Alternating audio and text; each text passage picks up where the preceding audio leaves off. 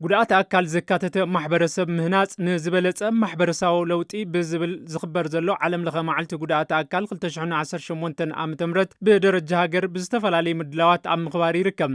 ብብርኪ ሃገር ኣብ ከተማ መቐለ ይካየድ ዘሎ ዝመድረኽ ካብ ትካላት ፌደራል ወከልቲ ኩለን ክልላት ኢትዮጵያ ዝምልከቶም መንግስታውን ዘይመንግስታውን አካላትን መጉዳእቲ አካል ዘለዎም ወገናትን ተረኺቦም እዮም።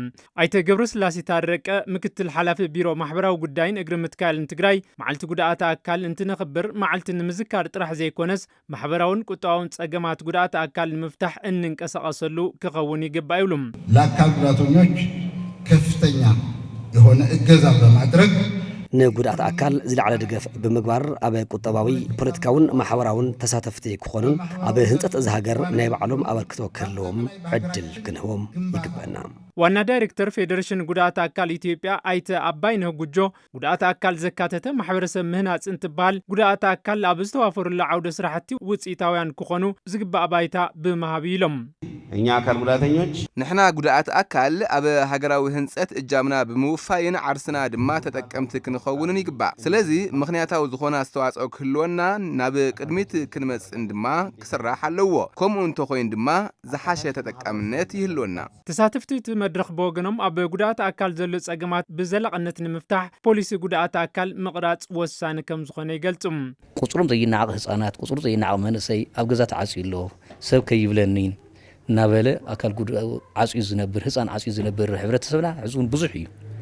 ንዚ ካብ ላዕሊ ክሳብ ታሕቲ ካብ መንግስቲ ይኹን ዘይመንግስታዊ ትካላት ማሕበራት እውን ከምቲ ዝድለ ሰሪሐን ለውጥ ከምጻ ዝኽእላሉ ዕድል ተዝፍጠር ዝሓሸ እዩ ዝብል ኢና ክንወስድ። ካብ ኢትዮጵያ ጀሚሮ እስካብ ክልልና ደሎ ፖሊስታት ክስተኻኸል ኣለዎም።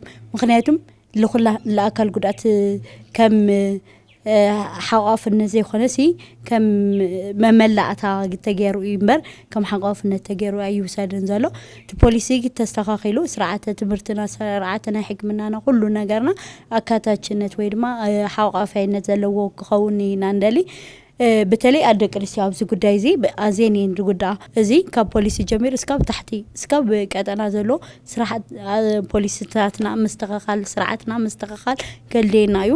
ኣይተ ገብረ ኺዳን ሓድሽ አካይደ ስራሕ ሕብረት ጉዳት አካል ትግራይ ልዕሊ 20 ሚልዮን ጉዳት አካል ኣብ ዘለውላ ዓዲ ንጽር ፖሊሲ ጉዳት አካል ክህልው ኣለዎ። ለዚ እውን ድፍኢት ንገብር ኣለና ይብሉም። ጉዳት አካል ፖሊሲ ክልክ ኣለዎ።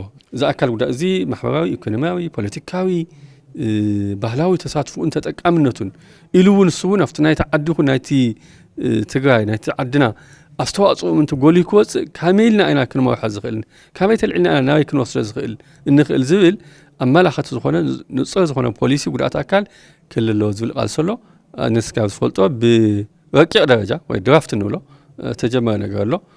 ያው ዛዕመት እዚ ኩዳይ ዝብል ተስፋታት ኣሎ። ያው ንሕና እውን ግን ንኩዳእ እንደፍ ኣለና ኣካታት ዝኾነ ሕግ ከውፅእ ያው ንጻር ኣለና። እዚ ናይ ሎም ዓመት ብሃገር ደረጃ ኣብ ትግራይ ካር ዝበልና ይብሉ ዋና ምክንያቱ እውን ኣዘጋጣሚ እዚ ተጠቒምና ዝምልከቶም ኣካላት ብዛዕባ ጉዳት አካል ግቡእ ዝኾነ ፍሉጦ ክህልዎምን ንምምችቻው